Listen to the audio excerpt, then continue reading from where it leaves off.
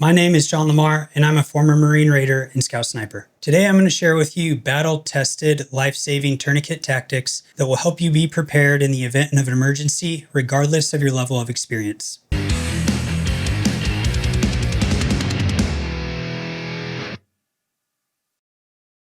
Did you know death from blood loss is somewhat preventable? Well, it is, and a tourniquet is how we're going to do that.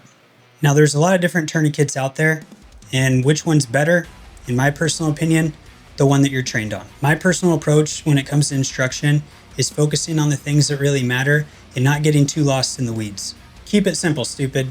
Great advice, hurts my feelings every time. A lot of people have a tendency to be keyboard warriors when it comes to tactics and medicine. If you don't have the proper training, or if you haven't continued that training, then I recommend talking less and training more. That's one of the reasons that I actually do these videos, is it keeps me accountable on my knowledge and it pushes me to learn more myself. And one of the best ways to learn is to teach things back to people. Put in the work yourself to decide what works for you and what you want to carry, and become absolutely proficient on that piece of gear.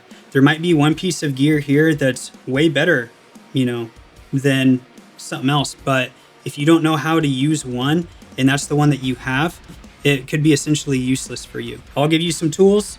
You decide for yourself what you want to use, and then train on that and become proficient on that piece of gear. As I go down the line here of these tourniquets, I'm going to point out some strengths that I'm aware of.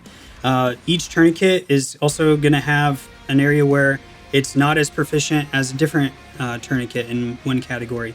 So just certain things to keep in mind as I point them out as we go. Let's talk about how we can be the most prepared when it counts. Regardless of your tactical profession, whether you're military, law enforcement, whatever, you can be the best gunfighter, but we wear body armor for a reason. Every gunfighter knows that sometimes things just happen.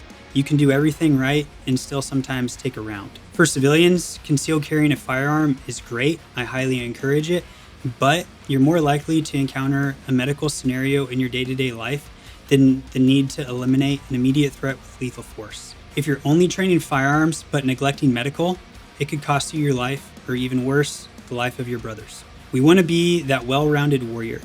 This is not just for tactical roles. I want you to think outside the box. Think of car accidents. Think of on a construction site, someone getting hit with a saw, someone falling, cutting themselves, an accident in the kitchen. I hunt and fish a lot. You fall on an arrow. The list goes on. Accidents happen. So why apply a tourniquet? Well, when someone is suffering from a traumatic wound of massive hemorrhaging, we need to keep that blood in the body, and a tourniquet is how we're going to achieve that. Generally, 5 to 6 liters of blood is all that you got. The time frame before someone bleeds out differs, but moral of the story, when it comes to how much time do you have, John's opinion is not much. So how do we know someone is suffering from massive hemorrhaging? Well, generally, there's going to be blood everywhere, but also the color of the blood. Arterial bleeds are going to be a lighter, more pinkish blood, and venous bleeds are going to be a darker tint of blood. Nomenclature of a tourniquet. Okay, so we have different types of tourniquets here. So I'm not going to go into every nuance of each one, but I'm going to say kind of the generality. Okay, generally with a tourniquet, you're going to have your strap. You're going to have different widths of different straps. Wider straps will often give you better occlusion without having to over tighten. And we'll talk more about that in a few minutes. Also, you're going to have a windlass, which is some type of stick or something to tighten the tourniquet even more once it's been tightened down with the strap. And then you're going to have some form to secure that windlass in place. Stowing the tourniquet in placement on the body. So when it comes to placing your tourniquets on your kit, okay, say you're law enforcement or in a military role and you're carrying an external vest. Even if you're low pro carrying, you want to have a tourniquet center line. On my kit, I have a tourniquet on my front, center line accessible to both hands, and then I have one in the small of my back, and then I also have some in my cargo pockets, and I can talk more about that. But generally, what you want to do is you want to make sure that regardless of, okay, like we said before, I can't control where a round hits me, right? So if my dominant arm is what gets shot, I need to be proficient with my non-dominant hand to apply that tourniquet. Also, not just applying it, but be able to retrieve that tourniquet. Okay, if I just have one tourniquet on my body that's somewhere on my right side that I can't get to accessibly with my non-dominant side, that's a problem, and you need to reassess your equipment. There's different ways that you can stow tourniquets on your person. If you're in the military or law enforcement and you have, say like the Cry Precision or Frog Tops or something, dry fires, and you got your shoulder pockets, you can throw a tourniquet in there, and then you can put the outside strap poking out of the pocket, so that way you can grab it and it's easily accessible for you. Also, there's all kinds of tourniquet pouches. I recommend against the types that fold over, because when you try to pull it, it's going to get caught in itself. I like the ones that you just boom, pop right out. They'll hold the tourniquet secure, but when you need it to come out, it's not going to be getting snagged on anything, because you want it ready to rock and roll is immediately when you need it. Another way to stow your tourniquets on your kit, in which you may have not thought about before, is stow them with these heavy duty black rubber bands. And that way you can, say you got a tourniquet and you can attach it to your kit. You'd get 2 of them, right? So it's not all cattywampus, but you'd secure it to the bottom of your plate carrier, for example, or wherever you want to put it on your kit. And then when you grab it, you just pull it, grab it and pull it off and apply it that way. And also that leaves you room for your kit to be more streamlined and not have more stuff on your molly. Staging your tourniquets. I'm going to use a cat tourniquet for an example. So this is a North American Rescue cat tourniquet. If you get these type of tourniquets, do not get the China ones. The plastic will likely break on you and then someone will die. Get the legitimate North American Rescue Cat Generation 7 tourniquets if you're going to go with this type of tourniquet. So how do you stage a cat tourniquet? When you get it from the store, it's going to come in this plastic like shrink wrap around it. Go ahead, remove that. And what we're going to do is we're going to prep this properly. So you'll completely undo the tourniquet. This is an older one. I'm using it for training purposes. That's why it looks a little beat up. So go ahead, lengthen this whole thing out, stretch it a little bit. Okay. I'm going to feed the tab through the buckle. There's a lot of different ways to do this. A lot of them are really good ways. I'm just going to show you a way. Okay. And you decide for yourself how you want to stage yours. So I did about 1 length of this plastic piece back here in the buckle. And now I'm going to just back stack this Velcro strap. Okay. And then there it's in a nice, pretty little bundle. There's different ways where you can do this, where you could have less of a tag end right here. Also, I've seen people fold this over right here. That way it adds a little more of a lip to grab onto. I personally like this because I've timed myself both ways. I'm impartial, but this is my personal preference. So then you just go into stowing your tourniquet, but that's how I recommend staging a cat tourniquet. The last thing when it comes to staging your tourniquet is make sure that this time strap is squared away and folded off to the side and it's not impeding the movement of the windlass. The reason is when someone is literally about to die, the last thing that you need to be worrying about is taking care of something that you should have already done. I didn't really see it in the military, but I've seen a lot of law enforcement do this, which is folding this over like this. What's the purpose of that? What sense does it make? All it does is it is going to make you less effective, and to the people that actually know what they're doing when it comes to this stuff, it makes you look pretty dumb. Remove this like this, have your stuff ready to rock and roll, so that way when you need it, you don't need to be messing around with stuff. It doesn't matter when your buddy's about to die. Application. What I recommend is you apply the tourniquet high and tight. The reason I recommend that placement is because it's consistent and it's easy to remember for people that don't train on tourniquets all the time. You have single bones in your upper extremities, arms and legs. You have double bones in your lower extremities, arms and legs as well. Your arteries, they run alongside the bones. And there's different schools of thought of whether a tourniquet can obtain occlusion on a lower extremity where the artery is protected between 2 bones. I am not an anatomy major. I'm not a paramedic.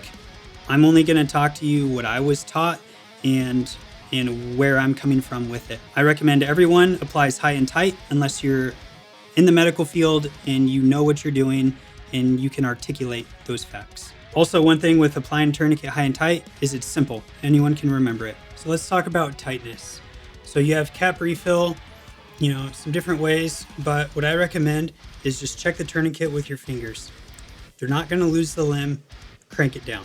If the tourniquet gets loosened, say during patient movement, some of these tourniquets may not secure as well as some of the other ones. Just put another tourniquet above that one. I recommend put the tourniquet on right the first time, but especially in emergency situations, sometimes things just happen. So make sure that you're constantly reassessing the tourniquets. So we already talked about placement on the body and how to stow that tourniquet so that way when you need it, it's ready to rock and roll. You're gonna retrieve the tourniquet, you're gonna open the tourniquet, place it high and tight, gonna grab the pull tab, and you're gonna get a good initial hard pull like that across your body, okay? Then you're gonna, if you get that good initial hard pull, you should only need a couple cranks of the windlass. Mine's already super tight, and I'm just gonna do one for now. And then let's go ahead and get our strap squared away. And then at this time, we can close the time strap. So that way it's nice and secured. So you see the importance of having the time strap secured out of the way when you're stowing your tourniquet. So that way, when you get it on, you have less to mess around with. Also get that initial hard pull so you have less to do with the windlass. This is the CAT tourniquet made by North American Rescue. This is the Generation 7. This is one of the most popular tourniquets used in the military and law enforcement. Really awesome tourniquet, tried, true, over time. I love the tourniquet. It can be used for a lot of different applications. It can be used if someone's trapped inside of a vehicle, you might not be able to loop like their foot or arm through it. So you might need to snake this through and then go ahead and cinch it down, say while someone's trapped inside of a vehicle or something, and you can do that with this tourniquet. One drawback I see to a CAT tourniquet, you're not going to be able to get occlusion on everybody. And what I mean by that is it's not a great tourniquet for kids because this plastic piece here, it's only going to get as small around a limb as that. And a lot of kids, their limbs are just going to be too small to actually stop the bleeding by getting occlusion. Next is the soft T tourniquet. This is, in my opinion, the beefiest tourniquet, super tried and true, very reliable. This is probably the best tourniquet in my opinion for, like I was talking about, someone trapped inside of a vehicle if you need to snake this through, because it has this quick detach buckle here. So you just loop that through, buckle that right back in, and you feel the quality of this tourniquet. It's got a metal windlass here, it's got a metal buckle, and it's just rock solid. One cool feature of this tourniquet, it has these triangles here, and when we were talking about getting that initial hard pull before, this is something that will tell you if you got that. So when you pull it tight enough on the initial hard pull, that triangle should just disappear. And then that tells you that you're good to start cranking down the windlass. All right, next we're gonna talk about the SWAT tourniquet. I have one in this little pouch here. Let's all point and laugh at this guy. If you were to shoot your pistol like that, I would laugh at you because you would hit yourself in the eye with your slide. So don't shoot a firearm like that. But let's go ahead and open this up. So within this little med pouch, this is something that could just go inside of your vest. Cool little thing, but I'm not going to go into all the application of this tourniquet and all the little nuances. It's a really good tourniquet to apply on somebody else, but applying this on yourself might be a little challenging. But it does get occlusion on kids, canines, adults, so it's a good all-around tourniquet. I'm not the biggest fan of this one. If you are, totally great. There's a lot of good advantages to it, but one of the great advantages is how wide it is. Like we mentioned before, the wider something is, the more you're going to be able to get occlusion with less pressure. So, you know, that's one option. Also, this thing's easy to store. If it works for you, great. Next tourniquet is the tactical medical tourniquet. I do not have pretty much any experience with this tourniquet. It's very new to me. I went to a SWAT conference and I went to a booth and this guy gave me this tourniquet. So I was just really interested in it. And he was like, hey man, you can just have it. So he gave me this training one. It's not to use in real life, but I'll just show you what I know about it now, which isn't really much. So it's got a wider strap, which I really like. And also it has a detached buckle, just like the soft tee I showed you. which is really awesome as well. And it has this little filled nub on the end. So it's something that you can grab, and it actually allows you to open this up even more and still be able to get a grab on it, which I really like that too. He also gave me this attachment here where you can put it somewhere on the inside. I really haven't messed with it, and it will allow pinpointed pressure. Kind of reminds me of an Oleace or Olace bandage where it has that inverted cup on the inside of the bandage, which is a pretty cool idea. Yeah, pretty cool tourniquet. I really like it. I've never used it real life. I don't know a ton about it yet, but it seems to be pretty cool. I'm a little concerned with the rigidity and durability of this clip, but I've never used it in real life to know enough to really speak on it. The next tourniquet is a ratcheting medical tourniquet, the RMT. I came across this tourniquet when I was building a trauma kit for my church because we need tourniquets that can work on kids. I already talked about some of the other tourniquets, why they may not work as well. And like the SWAT tourniquet could work better. This is one that I really like. It's made for people 120 pounds or less. So essentially what it is it's the strap with a snowboard binding. Okay, so I'm gonna put this on, and this one, if you just pull the strap, it seems a little more difficult to get on. They have this little thing here, which I guess you can vard on or something like that. I'm not sure if I recommend that or if that's even what it's really made for. I don't really know. But then you just crank it down. Okay, and it's pretty good. It's pretty good. I've read up on some of these. I haven't really field tested them enough myself to know about sand, blood getting in there on how well this binding is going to hold up. But from everything that I have heard and seen on my own research, seems like it's going to hold up pretty well. And in all the training that I've done with it, it's done awesome. And the last tourniquet is one that I've been starting to become more familiar with recently. This is the RATS tourniquet. It is the Rapid Application Tourniquet. This tourniquet was developed by an Army Green Beret and 18 Delta, who are the cream of the crop when it comes to medicine in a combat environment. What I really like about this tourniquet is that it works on adults regardless of size, children, and canines. So it's an awesome tourniquet to have if you want just one across the board. It may not be the best one to carry in a combat environment because it could have the tendency to, unsecure more likely than some of these other tourniquets. But as long as you apply it properly, it's going to work well.